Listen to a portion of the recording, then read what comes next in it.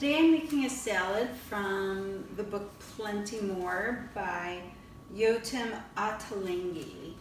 And I haven't made a whole lot of recipes from this book, but he uses a ton of fresh vegetables and some interesting combinations that I really like.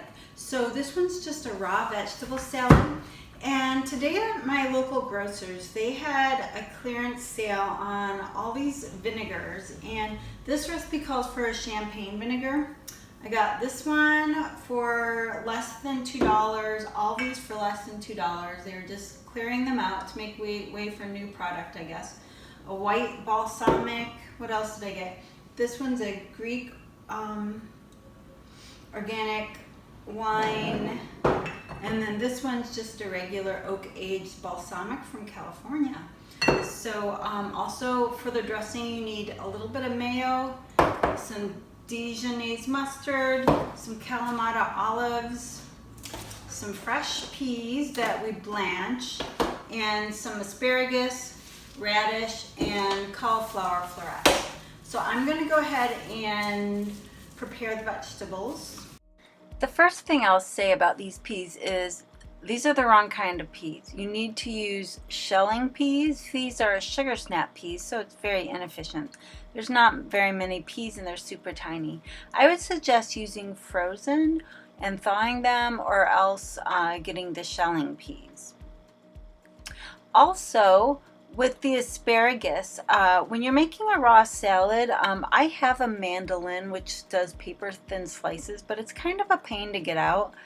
But I should have sliced these thinner. They were just too chunky. I would suggest any kind of raw salad you're making in the summertime to just make sure the pieces are really bite-sized, especially when it's raw ingredients.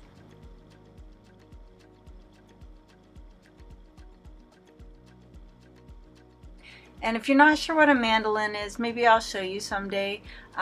It's kind of cool, but it's kind of a dangerous contraption too. I really don't use it very much. I got it one year for the holidays and have used it mainly for slicing things.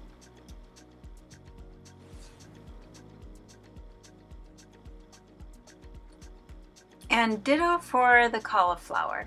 I believe that it's said to break them into flowerets, but I feel that I should have, even after you break them, I should have actually sliced them or chopped them into even smaller pieces.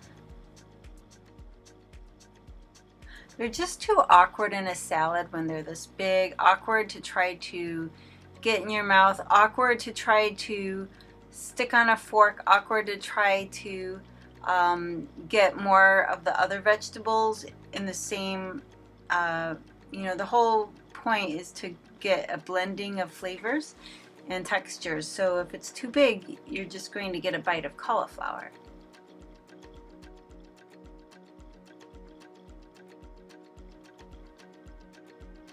And the reason I'm sharing this recipe is I'm just feeling inspired by all these vinegars I got, and how really, if you make a chopped salad with whatever kind of raw vegetables are local to you and in season, and make a nice vinaigrette for it. It's something, this is, for example, lovage for my garden. They called for basil. My store was even out of basil, so I'm just making my own at this point with whatever's fresh. Look how green and healthy this looks. So that's the joy of the raw salads, is that you can just pretty much wing it and be creative. And then this even lasted for 2 days. I ate it with bread and butter for 2 lunches. So it was nice after all this preparation to have a second meal. So this is a Vidalia sweet onion, and I think I put this in I had some shallots and they disappeared. My son said he took them, so he likes to cook also. And then I'm just using a recipe for, it's kind of a creamy vinaigrette because it does have some mayonnaise in it. I try to always use the freshest mayonnaise and the best quality mayonnaise I can, especially since I'm not making it myself. All right, you might have heard that I just took a phone call. So to use also the freshest sunflower oil you can, and that it really makes a difference. And I think from my experience that's correct, is just using the best, most fresh, most in-season ripe ingredients you can, and it's going to be a success. And then chop them at the right size. This is real salt, which is kind of a coarse salt that's local here in the US. You could also use a sea salt or kosher salt, I would say.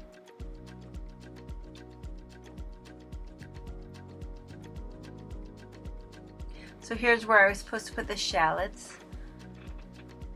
And now I'm just going to blend everything together. I did not put the olives in it. I'm just really picky about that and decided to just sprinkle them on top. I didn't want them getting mushy overnight. So I'll do that a lot of times with avocado too. I'll just lay it on top because it's too mushy. Same with like a fruit salad. If I'm putting a banana, it's too mushy, so I keep it out and put it separate. Anyway, I hope you enjoyed this video and that it inspired you to eat lots of healthful fresh salads and veggie plates.